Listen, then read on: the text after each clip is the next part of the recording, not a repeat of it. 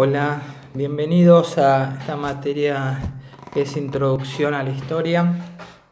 Nos vamos a manejar en forma virtual, no sabemos si durante toda la cursada o parte de ella, pero en definitiva damos comienzo al año de esta forma. La intención es todas las semanas bajarles un material por medio de links o archivos o las dos cosas, y algún video o dos para poder acompañarlos en la lectura del material. En principio, vamos a hacer en esta oportunidad 3 pequeños videos en donde este va a ser simplemente la presentación y después 2 más que van a corresponder a los 2 primeros textos que tienen que leer para la próxima semana. Bueno, en este primer envío, digamos de manera introductoria, simplemente comentarles fundamentalmente el sentido de la materia. Un poco el nombre nos está anticipando. La introducción a la historia tiene que ver con brindarles la posibilidad de que ustedes se puedan conectar y tener las primeras herramientas para poder entender la historia. La materia va a tener una parte práctica y va a tener una parte, la mayoría o las 3/4 partes, para buscar un número de la materia, va a ser de manera teórica. En cuanto a las unidades y algunos de los temas que vamos a ir abordando en la cursada, vamos a partir desde una pregunta que en sí pareciera sumamente sencilla, que es ¿qué es la historia? Justamente, ¿qué es la historia? Que es una pregunta que historiadores se han hecho y han escrito libros y han dado conferencias basados en esta pregunta, que en principio parece como muy sencilla de responder, y después cuando ustedes empiecen a ver y a leer la enorme cantidad de definiciones o razonamientos en cuanto a esta pregunta para tratar de darle una respuesta, se van a encontrar con que no es tan sencillo como parecía.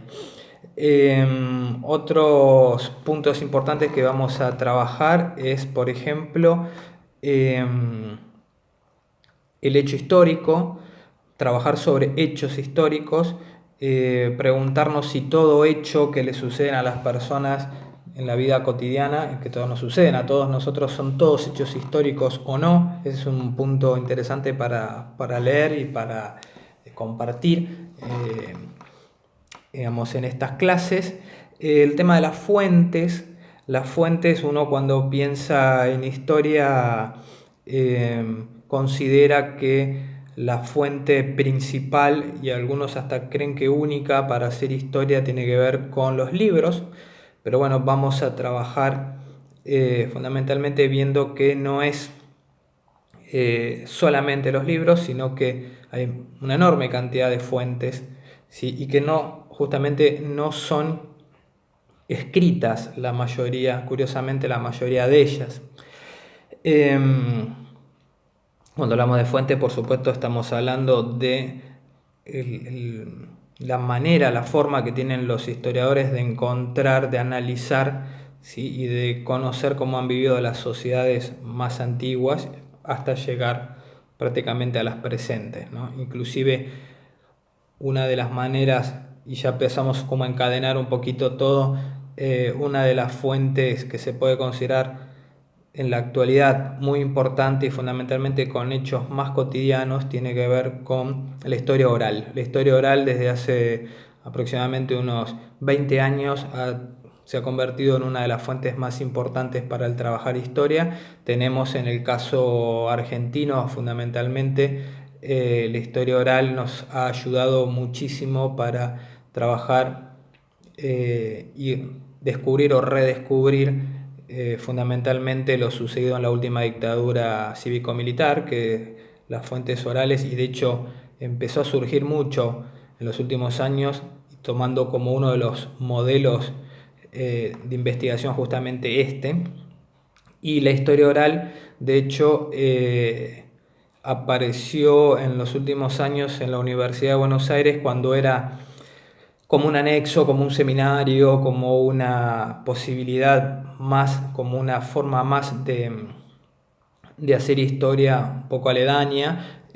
Últimamente se ha incluido a la historia oral como una materia más, ¿sí?